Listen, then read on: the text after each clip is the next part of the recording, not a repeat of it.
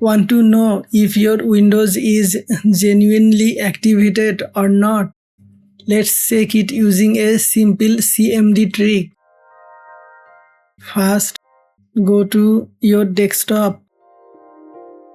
Now press Windows plus R to open the Run dialog box.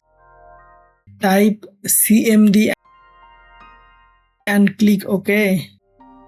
The command prompt window will open. Here, type this command slmgr/xpr.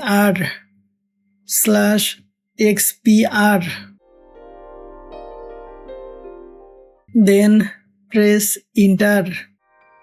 And that's it.